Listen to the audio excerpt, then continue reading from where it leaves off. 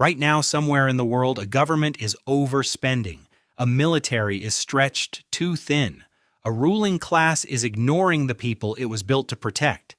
And somewhere in a history book, the exact same sentence was written about Rome, and Persia, and the Mongols, and the British, and every other empire that ever existed.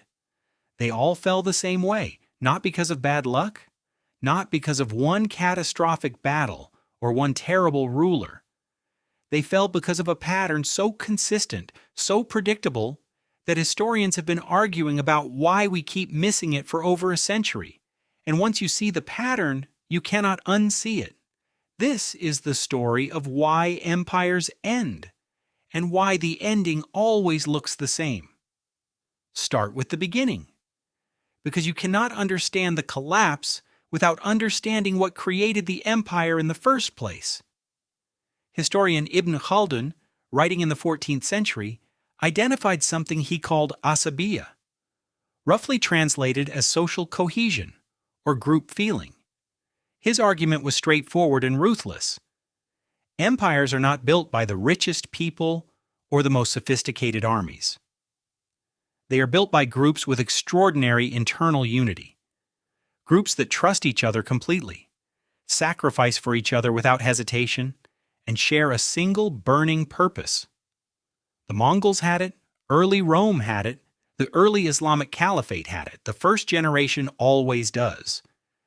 But here is what Ibn Khaldun noticed, and what he spent his life documenting. That unity does not survive success. When a unified group conquers, it accumulates. Wealth arrives. Comfort follows. And comfort is the first crack in the foundation. The historian Peter Turchin spent decades building what he called kleodynamics, a mathematical model of historical cycles. His data, drawn from hundreds of societies across thousands of years, revealed a disturbing rhythm. Empires tend to follow a roughly 200 to 300 year cycle. First comes the rise driven by cohesion and shared struggle. Then comes the peak, a golden age of expansion and culture. Then comes what Turchin calls the disintegration phase, when internal pressures begin to outpace the empire's ability to manage them. And finally, collapse, sometimes sudden, sometimes slow, but always following the same internal logic. The first symptom is always inequality. When empires grow wealthy, the wealth does not distribute itself evenly. It pools. It pools at the top in the hands of whoever controls the administrative machinery: the senators, the nobles, the merchant class, the military elite. In Rome, during the late Republic, land that had once been distributed among small farmers was steadily absorbed by a handful of aristocratic families. The historian Mary Beard documented how by the 1st century before the Common Era, a tiny fraction of the Roman population controlled the vast majority of productive land. The farmers who had once formed the backbone of the Roman military, men who owned enough land to qualify for service, were disappearing. They were being replaced by landless laborers and slaves, neither of whom could serve in the legions under the old rules. The empire was becoming a machine that fed its own ruling class at the expense of the foundation that had built it. You see this pattern everywhere you look. In Tang Dynasty China, the equal field system that had distributed land to peasants since the 7th century collapsed under the weight of aristocratic land acquisition by the 9th. In the Ottoman Empire, the Devshirme system that had supplied loyal administrators from non-Muslim families was gradually undermined by a hereditary elite that prioritized family wealth over state function. In every case, the people who had made the empire possible were squeezed out, and the people doing the squeezing were too comfortable to notice the danger. The second symptom follows directly from the first. When inequality reaches a certain threshold, what Turchin calls elite overproduction begins. This sounds abstract, but it is devastatingly simple. As empires become wealthier, they produce more elites, more educated men competing for a fixed number of positions at the top. In the late Roman Empire, the senatorial class expanded enormously, while the actual power and resources available to senators remained roughly constant. The result was a surplus of ambitious, educated, well-connected men who could not find positions commensurate with their expectations. Those men did not accept their disappointment quietly. They organized, they competed, they formed factions. They destabilized the institutions that had once been stable enough to hold the empire together. In the Abbasid Caliphate, which at its peak controlled territory from the Iberian Peninsula to Central Asia, the disintegration followed this pattern almost exactly. The administrative class expanded. Positions were inherited rather than earned. Rival factions formed around competing nobles, and by the 10th century, the Caliphate, that had once produced the greatest mathematical, astronomical, and medical advances in the medieval world, had fragmented into competing sultanates, each two consumed by internal power struggles to coordinate a coherent defense of the whole. The third symptom is the one that finally brings the walls down: the frontier problem. Every empire, at some point, reaches a border it cannot hold, and holding borders is extraordinarily expensive. The Roman historian Dio Cassius estimated that maintaining the legions on the Rhine and Danube frontiers consumed the majority of the imperial budget in the 3rd century. The military was not just the largest item on the expense sheet, it was almost the only item.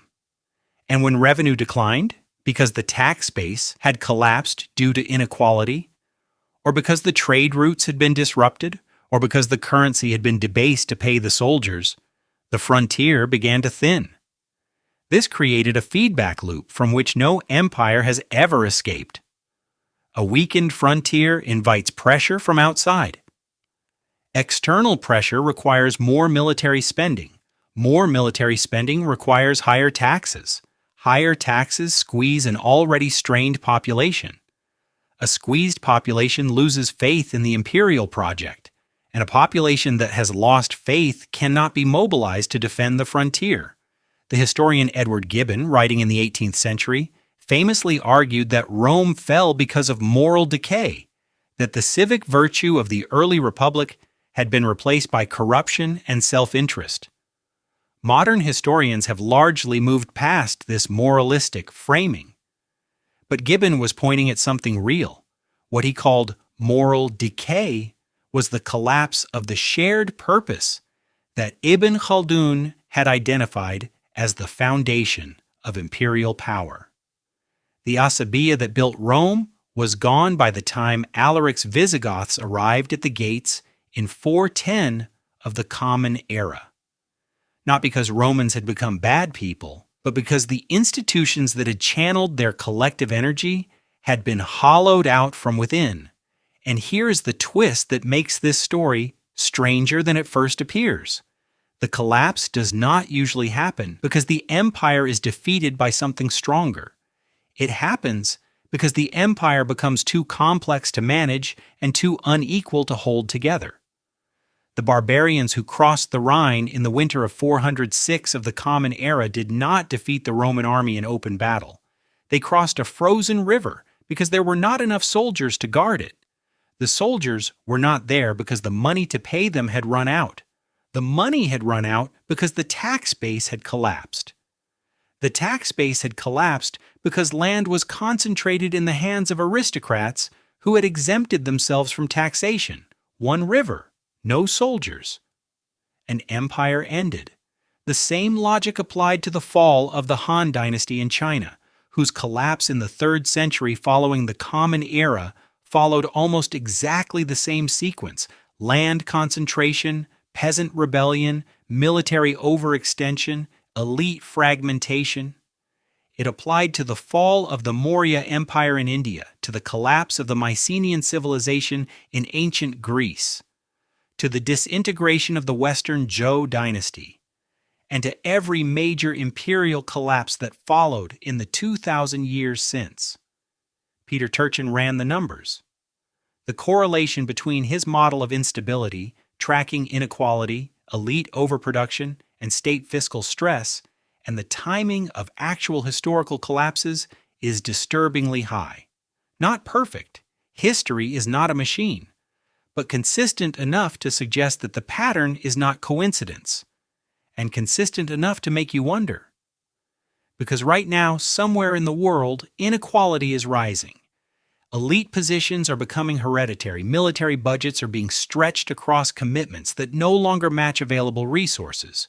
The people who built the current order are being squeezed by the people who inherited it. And historians are watching and writing and comparing notes with colleagues who study Rome and Tang China and the Abbasid Caliphate. They are noticing similarities. The empires that fell did not fall all at once. The people living inside them did not wake up one morning and know it was over. They experienced it as a slow grinding, a sense that the institutions they had relied on were becoming less reliable, that the social contract they had understood was being quietly renegotiated without their consent, that something was wrong, but it was difficult to say exactly what. They called it decline. They argued about whether it could be reversed. They blamed outsiders and corruption and the decay of traditional values. And then one winter, a river froze and there were no soldiers. You have spent this video learning about empires that no longer exist. Empires whose ruins you can visit, whose coins you can hold in a museum, whose languages are dead. Think about what it felt like on the inside when those empires were at their peak, when Rome was building its aqueducts, when the Abbasid scholars were translating Aristotle, when the Mongols had unified the largest contiguous land empire in human history. It must have felt permanent. Right now you are sitting inside the most complex civilization in human history, and the pattern that ended every previous one is older than any empire that ever existed. The river is always frozen somewhere. If this video made you see history differently, subscribe to Stickstory. Leave a like if you want more. And drop a comment with the empire you would like us to cover in the next video. Every video on this channel starts with a comment like that. See you in the next one.